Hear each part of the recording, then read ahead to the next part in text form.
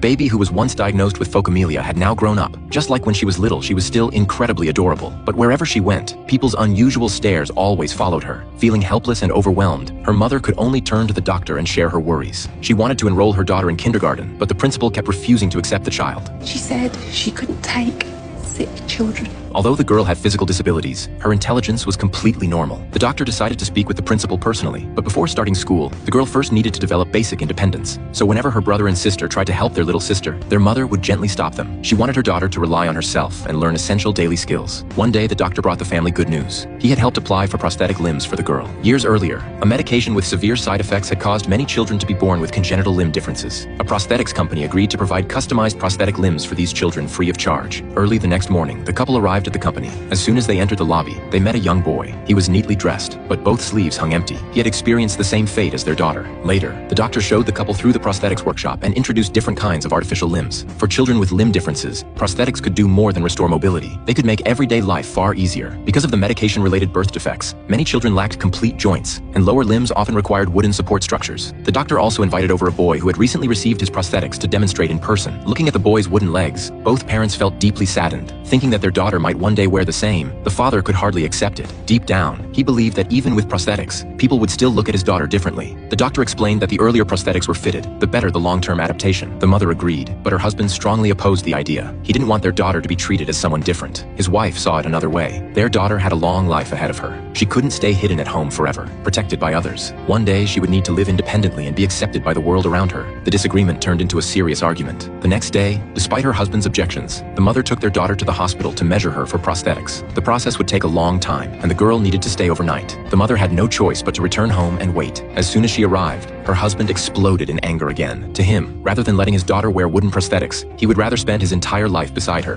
helping her face every challenge. But his wife thought differently. She hoped that someday, even without anyone's help, their daughter could still live on her own. When she returned to the hospital the next day, the doctor was still taking measurements, so she waited outside the room. There, she met the mother of the boy without arms. As they talked, several families with disabled children gradually gathered together. Some children were born without arms and had already learned to eat and write using their feet. Some children had disabilities, and their fathers could not accept it, eventually choosing to leave the family. Every family there was carrying burdens and pain that most people could hardly imagine. Yet the pharmaceutical company that had caused so much suffering had only withdrawn the medication, without offering meaningful compensation. The road ahead was still long, and the question remained: how would these families continue moving forward?